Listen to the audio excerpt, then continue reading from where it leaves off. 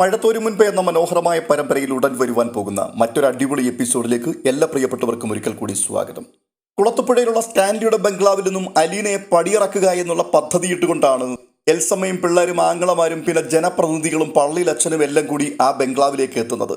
പക്ഷേ അവരുടെ മനസ്സിലുണ്ടായിരുന്ന നിഗൂഢമായ പദ്ധതി കഴിയുമെങ്കിൽ ഇന്ന് തന്നെ സ്വത്ത് വിവരങ്ങളെക്കുറിച്ചൊരു തീരുമാനമുണ്ടാക്കുക, അതിൽ ഒരു കരാറിലേക്ക് ഏർപ്പെടുക. പക്ഷെ വളച്ചുകെട്ടില്ലാത്ത തന്നെ സ്റ്റാൻലി ജോസഫ് തുടക്കത്തിൽ തന്നെ കാര്യങ്ങൾ വ്യക്തമാക്കി. എൻ്റെ മകളെ ഞാൻ ഇവിടുന്ന് പറഞ്ഞയക്കില്ല, ഈ സ്വത്തുക്കളൊന്നും തൽക്കാലം ഭാഗം വെക്കുകയുമില്ല. അതുകൊണ്ട് നിങ്ങൾക്ക് വന്ന വഴിയെ തന്നെ മടങ്ങിപ്പോകാം. തൽക്കാലം എൻ്റെ തീരുമാനത്തിന് യാതൊരു മാറ്റവുമില്ല. ഇത് പറഞ്ഞിട്ട് അയാൾ മുറിവിട്ട് പുറത്തേക്ക് ഇറങ്ങുകയാണ്. പൊടുന്നനെ അച്ഛൻകുഞ്ഞു മുൻപോട്ടിറങ്ങി സ്റ്റാൻലിയെ തടഞ്ഞുകൊണ്ട് പറയുകയാണ്, അങ്ങനങ്ങ് പോകാൻ വരട്ടെ. തന്നിഷ്ടപ്രകാരം കാര്യങ്ങൾ തീരുമാനിച്ചാൽ പോരല്ലോ. ഇതിൻ്റെ ഒരു പരിഹാരമുണ്ടാകാതെ ഞങ്ങൾ ഇവിടുന്ന് തൽക്കാലം പോവില്ല. പെട്ടെന്നൊരു മുരൾച്ച കേട്ടുകൊണ്ട് എല്ലാവരും മേശ ചുവട്ടിലേക്ക് ഞെട്ടലോടെ നോക്കി. ശാന്തരായി കിടന്ന നായ്ക്കൾ രണ്ടും എഴുന്നേറ്റ് കാതും കൂർപ്പിച്ചു നിൽക്കുകയാണ്. അതിലൊരെണ്ണം സ്റ്റീഫനെ തന്നെ നോക്കി മുരളുന്നുണ്ട്. ഒരു പശുക്കിടാവിനോളം വലിപ്പമുള്ള ഒരു നായ അത് സ്റ്റാൻലിയുടെ അരികിലേക്ക് എത്തി. എന്നിട്ട് സ്റ്റീഫന്റെ നേർക്ക് വട്ടം പിടിച്ച ചെവിയുമായി നിൽക്കുകയാണ്. സ്റ്റാൻലി വാതിൽ തുറന്നിട്ടു. എന്നിട്ട് പറയുകയാണ്, ഇനിയിപ്പോ ഇവിടെ ആരും നിൽക്കേണ്ട കാര്യമില്ലല്ലോ. ആരും മിണ്ടുന്നില്ല. അന്യോന്യം ചില നോട്ടങ്ങൾ മാത്രം കൈമാറുകയാണ്. തുടർന്ന് ഓരോരുത്തരായി വാതിൽ കടന്ന് പുറത്തേക്കിറങ്ങി. അപ്പോൾ സ്റ്റാൻലി വീണ്ടും, എല്ലാവരും ചായ കുടിച്ചിട്ട് മാത്രമേ പോകാവൂ. മിസ്റ്റർ പരുത്തിക്കടൻ, എനിക്കൊരു കമ്പനി കൂടി തരണം കേട്ടോ. ഇത് താൻ പറഞ്ഞെങ്കിലും എല്ലാവരും പുറത്ത് കിടക്കുന്നതുവരെ സ്റ്റാൻലിയും നായ്ക്കളും ഹാളിന്റെ വാതിൽക്കൽ തന്നെ നിന്നു. തുടർന്ന് കാണുന്നത് കടപ്പാട്ടൂരെ വീട്ടിലെ ദൃശ്യങ്ങളാണ്. വൈജയന്തി ബബിതയുടെ റൂമിന്റെ വാതിക്കലേക്ക് ചെന്നൊന്ന് നോക്കി. തലമുടി വിരലിലിട്ട് ചുറ്റിക്കൊണ്ട് കസേരയിൽ ഇരിപ്പുണ്ട് ബബിത. മേശപ്പുറത്ത് നിവർത്തി വെച്ച പാഠപുസ്തകത്തിലല്ല അവളുടെ കണ്ണ്, മറ്റെന്തോ ആലോചനയിലാണ്. പെട്ടെന്ന് വൈജയന്തി ചോദിക്കുകയാണ്, നീ പഠിക്കുകയാണോ അതോ സ്വപ്നം കാണുകയാണോ? ബബിത മെല്ലെ തലതിരിച്ചു നോക്കി. ഞാൻ കുറെ നേരമായിട്ട് കാണുന്നുണ്ട്, നീ പുസ്തകത്തിലോട്ട് നോക്കുന്നു പോലുമില്ല. ആരെ കാണിക്കാനാ അതിങ്ങനെ തുറന്നു മലർത്തി വെച്ചിരിക്കുന്നത്? അപ്പോൾ പെട്ടെന്ന് ബബിത, അങ്ങനെ ടിക്കറ്റ് ഒന്നും വെച്ചിട്ടില്ല, ആർക്ക് വേണമെങ്കിലും വന്ന് കാണാം. മര്യാദയ്ക്ക് സംസാരിച്ച് പഠിക്കണി ആദ്യം. എന്തു പറഞ്ഞാലും ഒരു തർക്കുത്തരം. നീ എവിടുന്ന് പഠിച്ചു ഇതൊക്കെ? വേറെ എവിടുന്ന് പഠിക്കാനാ? ഇവിടുന്ന് തന്നെ. അതിന്റെ യൂണിവേഴ്സിറ്റി ആണല്ലോ ഈ വീട്. അമ്മ അതിന്റെ വൈസ് ചാൻസലറും. മതി പ്രസംഗിച്ചത്, എഴുന്നേറ്റ് വാ. കിച്ചണിൽ വന്ന് വല്ലതും സഹായിക്കാൻ നോക്ക്. 3 നേരവും ഉരുട്ടി വിഴുങ്ങണ്ടേ കൃത്യസമയത്ത് തന്നെ? ഞാൻ ഉരുട്ടാതെ വിഴുങ്ങിക്കോളാം. കൃത്യസമയത്ത് തന്നെ വേണമെന്ന് നിർബന്ധമൊന്നുമില്ല. 5-10 മിനിറ്റ് തെറ്റിക്കോട്ടെ, അതൊക്കെ ഞാൻ അഡ്ജസ്റ്റ് ചെയ്തോളാം. ബബിതെ, നിന്നോടാ പറഞ്ഞത് എഴുന്നേറ്റ് വരാൻ. എന്നെ കൊണ്ട് അധികം പറയിക്കല്ലേ. 100 കൂട്ടം പണി ഇവിടെ കിടപ്പുണ്ട്. എനിക്ക് വയ്യ എല്ലാം കൂടി ചെയ്യാൻ. ഓ അത് ശരി. പക്ഷെ ഞാൻ എഴുന്നേറ്റ് വന്നാലും ഒന്നും ചെയ്യില്ല. ചുമ്മാ കയ്യും കെട്ടി നോക്കി നിൽക്കത്തേ ഉള്ളൂ. അമ്മ ചെന്ന് അവളെ കൂടെ വിളിക്ക്. വേറൊരുത്തി കൂടി ഉണ്ടല്ലോ ഇവിടെ, കൊച്ചമ്മ ചമഞ്ഞിരിക്കുന്നവള്. അവളുടെ അടുത്ത് നാക്കിട്ടലച്ചിട്ടാ ഞാൻ ഇങ്ങോട്ട് വന്നത്. എനിക്കാണെങ്കിൽ ശരിക്കും നടക്കാൻ പോലും ആയിട്ടില്ല. ഓപ്പറേഷൻ കഴിഞ്ഞ് റെസ്റ്റ് എടുക്കേണ്ട സമയത്താ ഈ ജോലിയെല്ലാം കൂടെ ചെയ്യുന്നത്. കയ്യും കാലും ഒടിഞ്ഞ് ആശുപത്രിയിൽ കിടന്നിട്ട് വന്നവളാണെന്നൊരു പരിഗണന പോലുമില്ല ഒരെണ്ണത്തിനും. ആര് പറഞ്ഞിട്ടാ അമ്മ ഈ കാറും എടുത്തുകൊണ്ട് ഇവിടുന്ന് ചാടിപ്പോയത്? അതും ഞങ്ങളുടെ ഒരു വാക്കുപോലും പറയാതെ. അതിന്റെ ഫലമല്ലേ കയ്യും കാലും ഒടിഞ്ഞതും ഹോസ്പിറ്റലിൽ കിടക്കേണ്ടി വന്നതുമൊക്കെ. ഒരു ചൊല്ലുണ്ടല്ലോ, ഒരു കോപം കൊണ്ട് അങ്ങോട്ട് ചാടിയാൽ 2 കോപം കൊണ്ട്. മതി മതി, നീയൊക്കെ എന്റെ വയറ്റിൽ തന്നെ ജനിച്ചതാടോടി. പെറ്റതള്ളയാണെന്നൊരു വിചാരം വേണ്ടേ? ഒരു അന്യ സ്ത്രീയോട് കാണിക്കുന്ന അത്രയും മനുഷ്യത്വമെങ്കിലും ഉണ്ടോടി നിനക്കൊക്കെ എന്നോട്?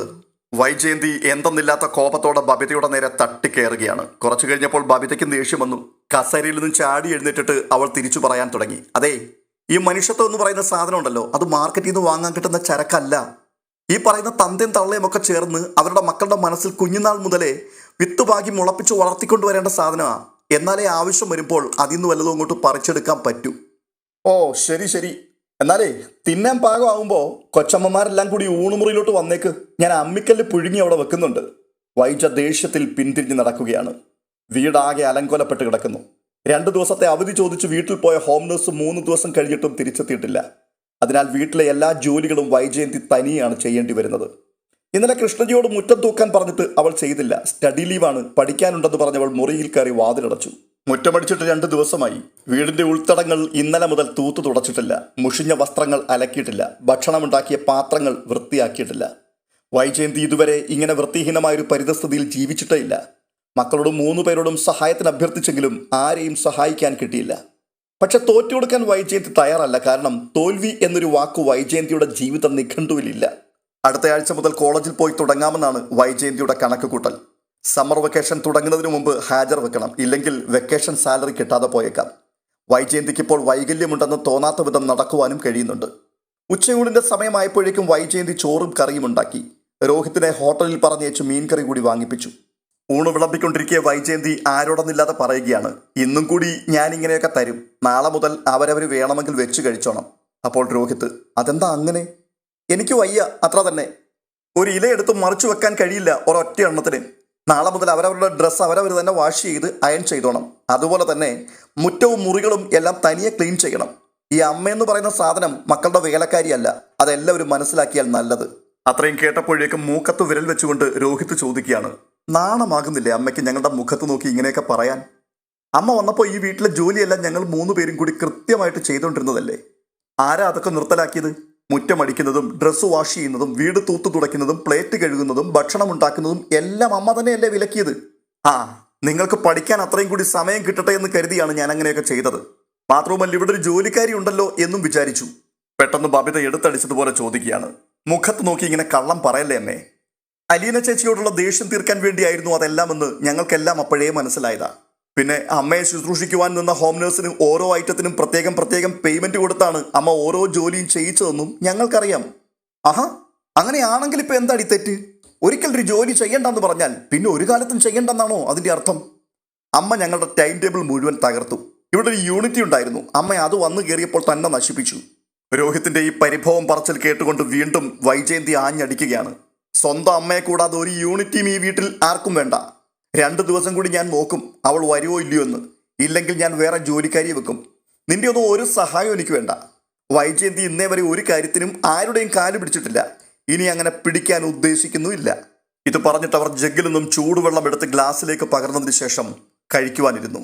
അപ്പോൾ ബബിത വൈജയന്തിയുടെ മുഖത്തേക്കൊന്ന് നോക്കിയിട്ട് രോഹിത്തിനോട് ചോദിക്കുകയാണ്, അലീന ചേച്ചി കഴിഞ്ഞ ദിവസം വിളിച്ചായിരുന്നോ? ഇന്നലെ വിളിച്ചില്ല, മിനിങ്ങാന്ന് വിളിച്ചു. രോഹിയേട്ടൻ എൻ്റെ ഫോൺ ഒന്ന് റിപ്പയറിങ്ങിന് കൊടുക്കണേ, അതിനെന്തോ കുഴപ്പമുണ്ട്. ചിലപ്പോൾ മിസ്ഡ് കോൾ കാണും, പക്ഷേ റിങ് ചെയ്യത്തേയില്ല. നിനക്ക് അലീന ചേച്ചിയെ വിളിക്കണമെങ്കിൽ എൻ്റെ ഫോണിൽ നിന്ന് വിളിക്കരുതോ? ഇത്രയും കേട്ടപ്പോഴേക്കും വീണ്ടും വൈജയന്തി പൊട്ടിത്തെറിക്കുകയാണ്. നിങ്ങൾക്കാർക്കും വേറെ ഒന്നും പറയാനില്ല ഇവിടെ? അവളുടെ പേര് പോലും ഈ വീട്ടിൽ ഉച്ചരിക്കരുതെന്ന് ഞാൻ കഴിഞ്ഞ ദിവസമേ പറഞ്ഞതാ. തുടർന്ന് വൈജയന്തി കഴിക്കുവാൻ തുടങ്ങുമ്പോഴേക്കും ഫോൺ ബെല്ലടിച്ചു. വൈജയന്തി ഫോൺ അറ്റൻഡ് ചെയ്യുവാൻ എഴുന്നേറ്റ് പോയി. പെട്ടെന്ന് തന്നെ തിരിച്ചെത്തുകയും ചെയ്തു. അപ്പോൾ കൃഷ്ണത്തെ തിരക്കുകയാണ്, ആരായിരുന്നമ്മേ? അത് റോങ് നമ്പർ ആയിരുന്നു. വീണ്ടും ഫോൺ ബെല്ലടിച്ചു. ഇക്കുറിയും വൈജയന്തി തന്നെ ചെന്ന് ഫോൺ എടുത്തു. എന്നിട്ട് ദേഷ്യത്തോടെ പറയുകയാണ്, റോങ് നമ്പർ ആണെന്ന് പറഞ്ഞത് കേട്ടില്ലേ? ഫോൺ വെച്ചിട്ട് അവർ വീണ്ടും ഊണുമേശക്കരികിലെത്തിയതും പിന്നെയും ബെല്ലടിക്കുവാൻ തുടങ്ങി. ബബിതയാണ് എഴുന്നേറ്റത്. അമ്മ എവിടെ ഇരുന്നു? ഞാൻ പോയി ഫോൺ എടുത്തോളാം. വേണ്ട. വൈജയന്തി വീണ്ടും തിരിച്ചു നടന്നു കഴിഞ്ഞു. ബബിതയും പുറകെ ചെന്നു. വൈജയന്തി തിടുക്കപ്പെട്ട് ഫോൺ എടുത്ത് സംസാരിക്കുന്നത് അവൾ ശ്രദ്ധിച്ചു. ഇല്ല, പുറത്തു പോയിരിക്കുക. അറിയില്ല. പുറത്തുപോയി. ഇവിടെ ഞാൻ ഒറ്റയ്ക്കേ ഉള്ളൂ. ഓക്കെ. ഇത്രയും പറഞ്ഞിട്ട് വീണ്ടും വൈജയന്തി റിസീവർ താഴെ വെച്ചു. പാതി വഴിക്ക് നിന്ന ബബിത സംശയത്തോടെ അമ്മയെ നോക്കി. എന്നിട്ട് വീണ്ടും ചോദിക്കുകയാണ്, ആരായിരുന്നമ്മേ? അത് ബാലേട്ടൻ്റെ ഒരു ഫ്രണ്ടാ. ബാലേട്ടൻ ഇല്ലേന്ന് ചോദിച്ചു. ഞാൻ പുറത്തു പോയി എന്നാ പറഞ്ഞത്. അമ്മ മാത്രമേ ഉള്ളൂ എന്ന് പറയുന്നത് കേട്ടല്ലോ. അപ്പോൾ അച്ഛൻ്റെ മാത്രം ഫ്രണ്ട് അല്ലല്ലോ, ഞങ്ങൾക്ക് കൂടി പരിചയമുള്ള ആളായിരിക്കില്ലേ? നിനക്കെന്താ ബബിത? പോയിരുന്ന് ചോറ് തിന്നാൻ നോക്ക് പെണ്ണേ. 1 മിനിറ്റ്. ബബിത വേഗം നടന്നു ചെന്ന് ഫോണിന്റെ കോളർ ഐ ഡി നോക്കി. എന്നിട്ട് വൈജയന്തിയുടെ നേർക്ക് തിരിഞ്ഞു. അലീന ചേച്ചിയായിരുന്നു വിളിച്ചത് അല്ലേ? അപ്പോൾ മകളെ വെല്ലുവിളിക്കുന്ന മുഖഭാവത്തോടു കൂടി വൈജയന്തി ചോദിക്കുകയാണ്, ആണെങ്കിൽ എന്താ? അമ്മ എന്തിനമ്മ ഈ കള്ളം പറയുന്നത്? അമ്മ പറഞ്ഞല്ലോ റോങ് നമ്പർ ആണെന്ന്. വഴക്കുണ്ടാകുവാൻ പോവുകയാണെന്ന് രോഹിത്തിന് മനസ്സിലായി. വൈജയന്തി വിട്ടുകൊടുക്കുന്നില്ല. അവർ പറയുകയാണ്, ഞാൻ അങ്ങനെ പലതും പറയും. എൻ്റെ മക്കള് ഞാൻ പറയുന്നത് അങ്ങ് അനുസരിച്ചാൽ മാത്രം മതി. വൈജയന്തിയുടെ സ്വരം കടുത്തു. ബബിതയാണെങ്കിൽ വിട്ടുകൊടുക്കാനുള്ള ഭാവമില്ല. അവൾ ചോദിക്കുകയാണ്, അല്ല അലീന ചേച്ചി ആരെയാണ് അന്വേഷിച്ചത്? നിന്നെ തന്നെ അടി. എനിക്ക് മനസ്സിലായിരുന്നു ഫോൺ തരാൻ. എൻ്റെ ഫോണിൽ അങ്ങനെ ഒരുത്തിയും ഇങ്ങോട്ട് വിളിച്ച് സൊല്ലണ്ട. ഞാനാ ഇതിന്റെ വാടക കൊടുക്കുന്നത്. ബബിതയ്ക്ക് ആകെ അരിശം കയറി. അവൾ പറയുകയാണ്, അമ്മയുടെ അല്ല അച്ഛൻ്റെ ഫോണാ ഇത്. അവൾ ചെന്ന് റിസീവർ എടുത്ത് ഇൻകമിംഗ് കോൾ നമ്പർ പ്രസ് ചെയ്യുവാൻ തുടങ്ങി. ബബിതേ, ഫോൺ അവിടെ വെക്ക്. ഇല്ല, വെക്കില്ല. തല വെട്ടിച്ചുകൊണ്ട് ബബിത വീണ്ടും നമ്പർ ഡയൽ ചെയ്യുകയാണ്. വൈജയന്തി ഉടൻ തന്നെ എഴുന്നേറ്റ് നിന്ന് ഫോണിന്റെ ഹുക്കിൽ വിരലമർത്തി കോള് കട്ട് ചെയ്തു. അതിനുശേഷം റിസീവർ പിടിച്ചു വാങ്ങി വെച്ചു. വിളിക്കണ്ടെന്ന് പറഞ്ഞാൽ വിളിക്കണ്ട, ഞാൻ വിളിക്കും, അമ്മയ്ക്കെന്താണ്? ബബിത വീണ്ടും റിസീവർ കവർന്നെടുത്തു. അങ്ങനെയാണെങ്കിൽ അതൊന്ന് കാണണമല്ലോ. ചെകിടടിച്ച് ഞാൻ പൊട്ടിക്കും. നിനക്ക് തൻ്റെ ഇടം ഉണ്ടെങ്കിൽ നീ ഒന്ന് വിളിച്ചു നോക്ക്. ബബിതയുടെ കണ്ണ് കലങ്ങി. അവൾ കയ്യിലിരുന്ന റിസീവർ മേശപ്പുറത്ത് ആഞ്ഞടിച്ചു. അത് പൊട്ടിയില്ലാന്ന് കണ്ടപ്പോൾ നിലത്തേക്ക് ആഞ്ഞെറിഞ്ഞ് റിസീവർ 2-3 കഷ്ണങ്ങളാക്കി ചിതറിച്ചു കളഞ്ഞു. ആ നിമിഷം തന്നെ വൈജയന്തി കൈവലിച്ച് ബബിതയുടെ കവിളത്ത് തന്നെ ഒരൊറ്റ പൊട്ടിരി നൽകി. ബബിത ഉടനെ ഫോണിന്റെ ടേബിൾ സെറ്റും കൂടി എടുത്ത് നിലത്തടിച്ചതിന് ശേഷം പറയുകയാണ്, ആരെയും വിളിക്കാൻ പറ്റില്ലെങ്കിൽ പിന്നെ എന്തിനാ ഈ കുന്തം ഇവിടെ വെച്ചിരിക്കുന്നത്? വേണ്ട, ഇനി ഈ വീട്ടിൽ ഈ സാധനത്തിന്റെ ആവശ്യമില്ല. ഇത്രയും പറഞ്ഞിട്ട് അവൾ ആ ടേബിൾ സെറ്റ് കുനിഞ്ഞെടുത്ത് ഭിത്തിയിലേക്ക് വീണ്ടും എറിഞ്ഞു. വീണ്ടും എടുത്ത് നിലത്ത് ആഞ്ഞാഞ്ഞെറിഞ്ഞു. ടെലഫോൺ പൊട്ടിയമർന്ന് പല കഷ്ണങ്ങളായി.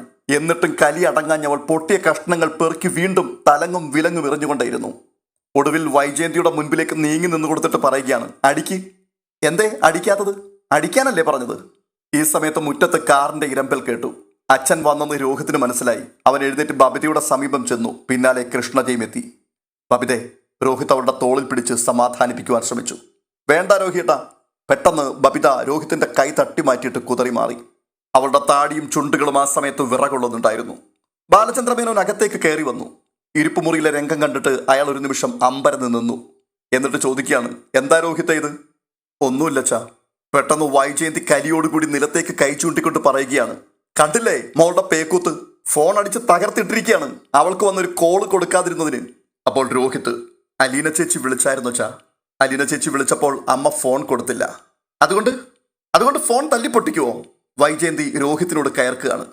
ഇങ്ങനെയാണോ എല്ലാ വീട്ടിലും? എനിക്കത് അറിയണം. എന്റെ മക്കളെ ശിക്ഷിക്കാനും ശാസിക്കാനുള്ള അധികാരം എനിക്കുണ്ടോ ഇല്ലയോ? ബാലേട്ടൻ പറ. ഇന്ന് ഫോൺ തല്ലിപ്പൊട്ടിച്ചവൾ നാളെ എന്റെ തല തല്ലിപ്പൊട്ടിക്കാനും മടിക്കില്ലല്ലോ.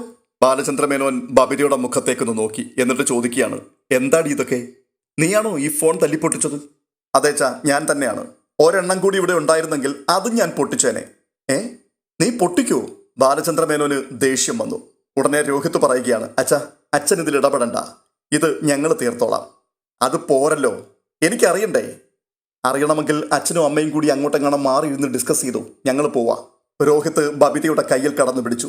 അവൾ അല്പം വിസമ്മതം കാട്ടിയെങ്കിലും രോഹിത് അല്പം ബലം പ്രയോഗിച്ച് അവളെ പിടിച്ചു നടത്തിക്കൊണ്ടുപോയി. റൂമിലെത്തിയ ശേഷം അവളെ കിടക്കയിൽ പിടിച്ചിരുത്തി. റിലാക്സ്, നീ ഇത്തിരി നേരം ഇവിടെ കിടക്ക്. ഇത് പറഞ്ഞിട്ട് അവൻ അവളുടെ തോളത്ത് പിടിച്ച് കട്ടിലേക്ക് കിടത്തി. ബബിത കിതപ്പോടെ ചരിഞ്ഞു കിടക്കുകയാണ്. അനിയന്ത്രിതമായ പൊട്ടിത്തെറിക്കലിന് ശേഷം അവൾ ശാരീരികമായും മാനസികമായും ക്ഷീണിതയായിരിക്കുമെന്നും അത്തരം സന്ദർഭങ്ങളിൽ അവളോട് എങ്ങനെ പെരുമാറണമെന്നും അലീനെ അവന് പറഞ്ഞു കൊടുത്തിട്ടുണ്ടായിരുന്നു.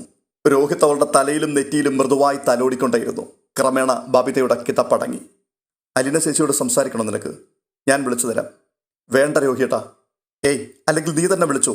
ഇതാ ഫോൺ ഞാൻ തന്നേക്കാം. അവൻ പോക്കറ്റിൽ നിന്നും സെൽഫോൺ എടുത്ത് നീട്ടി. എനിക്ക് വേണ്ട. അവൾ കൈ തട്ടി മാറ്റി. ഓക്കെ, വേണ്ടെങ്കിൽ വേണ്ട.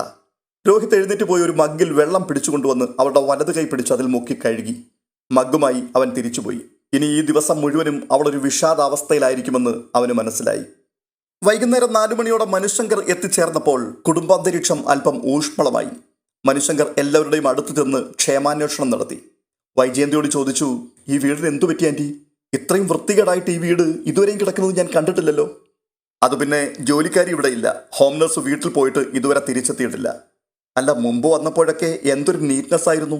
വേണ്ടാത്ത ഒരു സാധനവും ഒരിടത്തും കാണാനില്ലായിരുന്നു. നല്ല പ്രകാശമുള്ളൊരു വീട്ടിലേക്ക് കടന്നു വരുന്നത് പോലെയായിരുന്നു ഇങ്ങോട്ട് എത്തുമ്പോൾ. പെട്ടെന്ന് വൈജയന്തി അർത്ഥം വെച്ചുകൊണ്ട് പറയുകയാണ്, ഇവിടെ ഉണ്ടായിരുന്ന വെളിച്ചം അങ്ങ് പോയില്ലേ? അവളിവിടെ പലർക്കും പ്രകാശമായിരുന്നുവെന്ന് ഞാൻ അറിഞ്ഞു. ആൻറ്റി കളിയാക്കിയതാണെന്ന് എനിക്ക് മനസ്സിലായി. പക്ഷേ ആൻറ്റി പറഞ്ഞത് സത്യമാണ്. അലീന ഇവിടെയുള്ളവർക്കൊരു പ്രകാശം തന്നെയായിരുന്നു. ആൻറ്റി അത് മാറ്റിക്കളഞ്ഞു. അതുകൊണ്ടുണ്ടായ ഇരുട്ട് ഇവിടെ കാണാനുമുണ്ട്. ഇരുട്ട് ഈ വീട്ടിലല്ലേ മനു? നിന്റെ വീട്ടിലൊന്നും അല്ലല്ലോ. അത് ഞങ്ങൾ അങ്ങ് സഹിച്ചു. Okay aunty, okay. ആൻറ്റിയോട് വഴക്കിന് ഞാനില്ല. തുടർന്ന് മുറിയിൽ നിന്നും ഇറങ്ങിപ്പോയ മനുശങ്കർ രോഹിത്തിനെ കണ്ട് സംസാരിച്ചു. അലീന വിളിക്കാറുണ്ടോ നിന്നെ? മിക്ക ദിവസവും വിളിക്കാറുണ്ട്. അവൾക്കവിടെ സുഖമാണോടാ? രോഹിത്ത് മനുവിനെ ഒന്ന് പാളി നോക്കിയിട്ട് ചോദിക്കുകയാണ്. ഓഹോ, മനുവേട്ടൻ്റെ ചോദ്യം കേട്ടാൽ ഒന്നും അറിയാത്തതുപോലെയാണല്ലോ. എടാ, നീ വിചാരിക്കുന്നത് പോലെ അവൾ എന്നെ പതിവായിട്ടൊന്നും വിളിക്കാറില്ല. വല്ലപ്പോഴും 1-2 മിനിറ്റ്. അങ്ങനെയാണെങ്കിൽ മനുവേട്ടൻ അങ്ങോട്ടങ്ങ് വിളിച്ചുകൂടെ? എടാ, നമ്മൾ ആണുങ്ങളല്ലേടാ. അങ്ങോട്ട് കൂടെ വിളിച്ചാൽ നമുക്കൊരു വിലയുണ്ടാവുമോ? ഉടനെ രോഹിത്ത് ചോദിക്കുകയാണ്, മനുവേട്ടനെ അറിയുമോ അലീന ചേച്ചി ശരിക്കും എവിടെയാണെന്ന്? മനുശങ്കർ പെട്ടെന്ന് അപകടം മണത്തു. എങ്കിലും അവൻ പറയുകയാണ്, കുളത്തുപുഴയിൽ. കുളത്തുപുഴയിലാണെന്നറിയാം. കുളത്തുപുഴയിൽ എവിടെയാണെന്നാണ് ഞാൻ ചോദിച്ചത്. അതേക്കുറിച്ച് എനിക്ക് നല്ല പിടിയില്ലടാ. മനുവേട്ടൻ ഇതുവരെ ചോദിച്ചിട്ടില്ലേ? നിനക്ക് ചോദിക്കാമായിരുന്നില്ലേ? ഞാൻ ചോദിച്ചപ്പോൾ ടെലഫോൺ ഓപ്പറേറ്റർ ആണെന്നോ റബ്ബർ കമ്പനിയിലാണെന്നോ അങ്ങനെ എന്തൊക്കെയോ പറഞ്ഞു. നമുക്കറിയാലോ അലീന ചേച്ചിക്ക് കള്ളം പറയാൻ അറിഞ്ഞുകൂടെന്ന്. എനിക്കും തോന്നി അവൾ പറഞ്ഞത് കള്ളമാണെന്ന്. നിനക്ക് അങ്കിളിനോട് ചോദിച്ചുകൂടായിരുന്നോ? ചോദിക്കണം. മനുവേട്ടനോട് ചോദിച്ചിട്ടാകാമെന്ന് കരുതിയിരിക്കുകയാണ്. എന്തൊക്കെയോ കള്ളത്തരങ്ങളുണ്ട് മനുവേട്ട. അലീന ചേച്ചി എന്തിനാ ജോലി ചെയ്യുന്നിടത്തെ അഡ്രസ്സ് മറച്ചു വെക്കുന്നത്? അതിൻ്റെ ആവശ്യമില്ലല്ലോ. അച്ഛനും അത് മറച്ചു വെക്കേണ്ട ആവശ്യമില്ല. പിന്നെ അലീന ചേച്ചി എന്തെങ്കിലും ഒളിച്ചു വെച്ചിട്ട് മറ്റൊരു മുഖം കാണിക്കുന്ന പ്രകൃതക്കാരിയാണെന്ന് എനിക്ക് തോന്നിയിട്ടുമില്ല. എടാ, അതൊരു പക്ഷേ അവളുടെ സുരക്ഷയ്ക്ക് വേണ്ടിയാണെങ്കിലോ? ആരും അങ്ങോട്ട് ചെന്ന് ശല്യപ്പെടുത്താതിരിക്കാൻ. VIP ഒന്നും അല്ലല്ലോ മനുവേട്ട ബ്ലാക്ക് കാറ്റിന്റെ കാവലിൽ കഴിയാൻ. അലീന ചേച്ചി ഇവിടെ താമസിച്ചപ്പോൾ സംഭവിക്കാമായിരുന്നതിന്റെ 10-1 അപകടം പോലും മറ്റൊരു സ്ഥലത്തുണ്ടാകാൻ പോകുന്നില്ല. ഇവിടുന്ന് ആരും പോയി അങ്ങോട്ട് ഉപദ്രവിക്കില്ല. ഒളിവിൽ കഴിയേണ്ട യാതൊരു ആവശ്യവും അലീന ചേച്ചിക്കില്ല. ആ വാക്കുകൾക്ക് മറുപടിയില്ലായിരുന്നു മനുശങ്കറിന്. രോഹിത് ബുദ്ധിമാനാണെന്ന് അവന് നന്നായിട്ടറിയാം. അവനെ കബളിപ്പിക്കാൻ പറ്റില്ല. ആ, നീ സമാധാനപ്പെടും, നമുക്ക് അന്വേഷിച്ച് കണ്ടുപിടിക്കാടാ. അതൊക്കെ പോട്ടെ, ഇവിടുത്തെ വിശേഷങ്ങൾ എന്തൊക്കെയാണെന്ന് പറ. ബബിതയ്ക്ക് എന്താ പ്രോബ്ലം? അവൾ എന്നെ കണ്ടിട്ട് മൈൻഡ് ചെയ്തത് പോലുമില്ല. അപ്പോൾ രോഹിത് അമ്മയും മകളും തമ്മിലുണ്ടായ വഴക്കിനെ പറ്റി മനുശങ്കറോട് പറഞ്ഞു. മനുശങ്കർ ബബിതയുടെ മുറിയിലെത്തി. അവൾ ചുമരിലേക്ക് ചാരി കാലുകൾ നീട്ടി കിടക്കയിൽ വെറുതെ ഇരിപ്പുണ്ടായിരുന്നു. നിന്റെ ഫോണിന് എന്തു പറ്റിയടി? അറിയില്ല, അത് വർക്ക് ചെയ്യുന്നില്ലേ? ഇൻകമിംഗ് കോൾ ഒന്നും അതിൽ കിട്ടുന്നില്ല. ഞാനിപ്പോൾ വന്നത് എന്തിനാണെന്ന് നിനക്കറിയാവോ? ഇല്ല, അലീന പറഞ്ഞിട്ടാ. അതിന് ഞാനെന്ത് വേണം? നിന്നെ വന്ന് കാണണമെന്ന് അവൾ എന്നെ നിർബന്ധിച്ചു. എന്തിന്? അങ്ങനെ ചോദിച്ചാൽ എനിക്കറിയില്ല. നിന്റെ അടുത്ത് വരണം, നിനക്ക് എന്തെങ്കിലും വിഷമമുണ്ടോ എന്ന് അന്വേഷിക്കണം എന്നെല്ലാം പറഞ്ഞു. മറ്റാരെ പറ്റിയും അവൾ ഒന്നും പറഞ്ഞില്ല. ഓ, ഞാനാണല്ലോ ഈ വീട്ടിലെ കുഴപ്പക്കാരി അല്ലേ? എടി, അതൊക്കെ നിന്റെ തോന്നലാ. നിനക്ക് മറ്റുള്ളവരെക്കാൾ സ്നേഹവും കരുതലും ആവശ്യമുണ്ടെന്നാ അവൾ പറഞ്ഞത്. നിന്റെ കാര്യത്തിൽ അവൾക്കൊരു സ്പെഷ്യൽ കൺസേൺ ഉണ്ട് എന്നർത്ഥം. എനിക്കറിയാം മനുവേട്ടൻ എന്നെ പ്രീതിപ്പെടുത്താൻ വേണ്ടി പറയുന്നതാണെന്ന്. മനുശങ്കർ ഉടൻ തന്നെ മൊബൈൽ ഫോൺ എടുത്ത് നമ്പർ പ്രസ് ചെയ്തു. എന്നിട്ട് ബബിതയുടെ നേർക്ക് നീട്ടി. നീ തന്നെ ചോദിച്ചു നോക്ക്, ഞാൻ പറഞ്ഞത് കള്ളമാണോന്ന്. എനിക്ക് വേണ്ട ആരുടെയും ഫോണ്. എടി, റിങ് ചെയ്തുകൊണ്ടിരിക്കുകയാണ്, ഫോൺ എടുക്ക്. വേണ്ടെന്നല്ലേ മനുവേട്ട പറഞ്ഞത്? മനുശങ്കർ ഫോൺ കാതോട് ഉയർത്തു. റിങ് ചെയ്ത് തീർന്നിട്ടില്ല. നിമിഷങ്ങൾക്കുള്ളിൽ അലീനയുടെ ശബ്ദം കേട്ടു. ഹലോ മനുവേട്ട. ആ അലീന, ഞാനിപ്പോൾ കടപ്പാട്ടൂരാണ്. ഞാൻ ഒരാൾക്ക് ഫോൺ കൊടുക്കാം. ബബിതയാണോ? ആഹാ, നിനക്കെങ്ങനെ മനസ്സിലായി? അവളാണെങ്കിൽ ലോകത്തിലെ സകല മനുഷ്യരോടും പിണങ്ങിയിരിക്കുകയാണ്. അപ്പോൾ അലീന, ഞാൻ ഹോൾഡ് ചെയ്യണോ മനുവേട്ട? മനുശങ്കർ വേണ്ടെന്നർത്ഥത്തിൽ തല ചരിച്ചു. എന്നിട്ട് ബബിതയോട്, ഇത് പിടിക്കുവച്ചേ, ചുമ്മാ കൊഞ്ചല്ലേ, വയസ്സ് 18ആയി, ഇപ്പോഴും കുഞ്ഞുങ്ങളുമായിട്ട് നടക്കുക. അപ്പോഴേക്കും ബബിത ഫോൺ വാങ്ങി ഗൗരവത്തിൽ ഒരു ഹലോ പറഞ്ഞു. മോളെ. സ്നേഹലോലമായ വിളിയൊച്ച കേട്ടതും ബബിതയുടെ കണ്ണുകൾ നിറഞ്ഞു. അവൾ ഫോണുമായി കട്ടിൽ നിന്നും എഴുന്നേൽക്കുന്നത് കണ്ട് മനുശങ്കർ പറഞ്ഞു, അവിടെ ഇരുന്ന് സംസാരിച്ചോടി, ഞാൻ അങ്കിളിനെ കണ്ടിട്ട് വരാം. മനുശങ്കർ എഴുന്നേറ്റ് മുറിക്ക് പുറത്തേക്ക് പോയി വാതിൽ ചാരി. ബബിതേ, നീ എന്താ മോളെ മിണ്ടാത്തത്? എന്നോടും പിണങ്ങിയാണോ? ഇല്ല. അവൾക്ക് ഗദ്ഗതം നിയന്ത്രിക്കുവാൻ കഴിയുന്നില്ല. നീ എന്താ കരയുക? അത്രയ്ക്ക് സങ്കടം വരാൻ എന്തുണ്ടായി അവിടെ? നീ നല്ല ധൈര്യമുള്ള കുട്ടിയല്ലേ. അമ്മയുമായിട്ട് മോള് വഴക്കുണ്ടാക്കിയോ?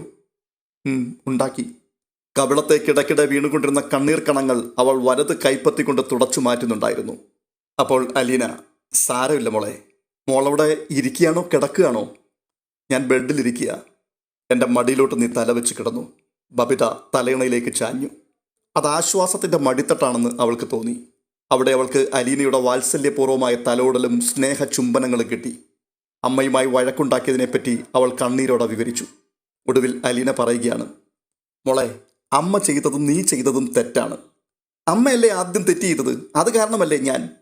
പക്ഷെ നീ അമ്മയെപ്പോലെ അല്ലല്ലോ. നീ നല്ല കുട്ടിയല്ലേ. നീ അമ്മയോട് ക്ഷമിക്കണ്ടേ? നീ ഒരിക്കലും ഫോൺ നശിപ്പിക്കരുതായിരുന്നു. അതിൻ്റെ വിലയല്ല മോളെ പ്രധാനം, ആ പ്രവൃത്തിയാണ്. നീ അമ്മയോട് സോറി പറയണം. ഇല്ലില്ല, ഞാൻ പറയില്ല. അമ്മയാണ് ആദ്യം വഴക്കുണ്ടാക്കിയത്, അമ്മയാ സോറി പറയേണ്ടത്. മോളോ, അങ്ങനെ പറയല്ലേ. അമ്മമാരും മനുഷ്യരല്ലേ. അവർക്കും വാശിയുണ്ട്, ദേഷ്യമുണ്ട്, ഇഷ്ടക്കേടുകളുമുണ്ട്. നമ്മൾ വിചാരിക്കും എല്ലാ അച്ഛന്മാരും അമ്മമാരും മാതൃകാ മാതാപിതാക്കളായിരിക്കണമെന്ന്. അവർക്കൊരിക്കലും തെറ്റുപറ്റാൻ പാടില്ലെന്ന്. പക്ഷെ അവരും നമ്മളെപ്പോലെ തന്നെയാണ്. പ്രായക്കൂടുതലുണ്ടെന്ന് മാത്രമേ ഉള്ളൂ. അവർക്കും തെറ്റുപറ്റും. അമ്മമാർ മക്കളോട് ക്ഷമിക്കുന്നത് പോലെ മക്കൾക്ക് അമ്മമാരോട് ക്ഷമിക്കാനുള്ള കടമയുണ്ട്. അപ്പോൾ ബബിത, പക്ഷെ അലീന ചേച്ചി, അമ്മയും സോറി പറയണ്ടേ? പറയേണ്ടതാണ്. പക്ഷേ അമ്മയ്ക്കതെല്ലാം പറഞ്ഞു കൊടുക്കാൻ ആരുണ്ട് മോളെ? അമ്മയുടെ വിഷമങ്ങളും പരാതികളും സങ്കടങ്ങളും അമ്മ ആരോട് പറയും? ആരുമില്ല. അതേസമയം നിനക്കോ? ഞാനുണ്ട്, രോഹിയേട്ടനുണ്ട്, അച്ഛനുണ്ട്. ഞങ്ങളെല്ലാം നിന്റെ കൂടെ നിൽക്കില്ലേ? പക്ഷെ അമ്മയുടെ കാര്യമോ? എന്ത് കഷ്ടമാണ്. ചെയ്യുന്നത് തെറ്റാണെന്ന് പോലും അറിയില്ല. പക്ഷെ നിനക്കറിയാം നിന്റെ കയ്യിൽ നിന്നൊരു തെറ്റ് വന്നിട്ടുണ്ടെന്ന്. അങ്ങനെയുള്ളപ്പോൾ മോൾ എന്താ ചെയ്യണ്ടേ? അമ്മയുടെ അടുത്ത് സോറി പറയണം. അങ്ങനെ ചെയ്യുമ്പോൾ മോൾ അമ്മയേക്കാൾ മിടുക്കിയാവുകയല്ലേ ചെയ്യുന്നത്? അലീന ചേച്ചി, ഞാൻ സോറി പറഞ്ഞാലും അമ്മ ചിലപ്പോൾ റിയാക്ട് ചെയ്യുക പോലുമില്ല. കാണിച്ചത് അഹങ്കാരമാണെന്ന് ഇപ്പം നിനക്ക് മനസ്സിലായില്ലേടി എന്ന് പറഞ്ഞ് നമ്മളെ നാണം കെടുത്താനും മതി. അങ്ങനെ ഒന്നും അമ്മ ചെയ്യില്ല മോളെ. റിയാക്ട് ചെയ്തില്ലെങ്കിലും മോളതൊന്നും കണക്കാക്കണ്ട. നമ്മൾ തെറ്റ് ചെയ്തു, സോറി പറഞ്ഞു, നമ്മുടെ മനസ്സ് ക്ലീനായി. അമ്മ സോറി പറഞ്ഞില്ല, അമ്മയുടെ മനസ്സിൽ അഴുക്കിരിക്കുന്നു. അത് നമ്മുടെ തെറ്റല്ല. 10 പ്രാവശ്യം മോളിങ്ങനെ സോറി പറഞ്ഞു കഴിയുമ്പോൾ അമ്മയ്ക്ക് മനസ്സിലാകും അമ്മ മോളേക്കാൾ ചെറുതായിപ്പോയെന്ന്. സ്നേഹം കൊണ്ടും ക്ഷമ കൊണ്ടുമല്ലാതെ അമ്മയെ നമ്മുടെ വഴിക്ക് കൊണ്ടുവരാൻ പറ്റുമോ മോളെ? ഒരിക്കലുമില്ല. അലീന പറയുന്നതെല്ലാം ബബിത മൂളി കേട്ടുകൊണ്ടേയിരുന്നു. അലകടൽ പോലെ ഇളക്കിക്കൊണ്ടിരുന്ന അവളുടെ മനസ്സ് പതിയെ ശാന്തമായി.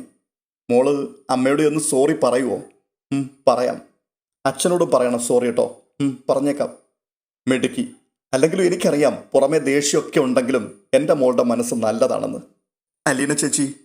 എന്താ മോളെ? ഞാനും വരട്ടെ. എങ്ങോട്ട്? അലീന ചേച്ചി താമസിക്കുന്നിടത്തേക്ക്. അയ്യോ, അതെങ്ങനെ ശരിയാവും? നിനക്ക് അടുത്ത വർഷം കോളേജിൽ പോകണ്ടേ? അവിടെ കോളേജൊന്നും ഇല്ല ചേച്ചി. സത്യം പറഞ്ഞാൽ എനിക്കിവിടെ മടുത്തിട്ടാണ്. ഇവിടെ താമസിച്ചാൽ ഞാൻ എന്തൊക്കെ ആയിത്തീരുമെന്ന് പോലും എനിക്ക് ഊഹിക്കാൻ പറ്റുന്നില്ല. സാരമില്ല മോളെ, ഞാനുണ്ടല്ലോ നിന്റെ കൂടെ. പ്രാർത്ഥിച്ചാൽ മതി. ഒരുപാട് ദേഷ്യം തോന്നിപ്പിക്കല്ലേ, ക്ഷമിക്കാനുള്ള ശക്തി തരണേ, മനസ്സിനെ ബലപ്പെടുത്തണേ എന്നൊക്കെ പറഞ്ഞ് പ്രാർത്ഥിക്കണം. തുടർന്ന് ബാലചന്ദ്രമേനോനും മനുശങ്കറും മുകളിൽ സംസാരിച്ചു കൊണ്ടിരിക്കുമ്പോൾ ബബിത അവിടേക്ക് കയറി ചെന്നു. എന്നിട്ട് മനുവേട്ടാ, ഇതാ ഫോണ്. മനു കൈനീട്ടി അവളുടെ കയ്യിൽ നിന്നും തൻ്റെ ഫോൺ വാങ്ങി.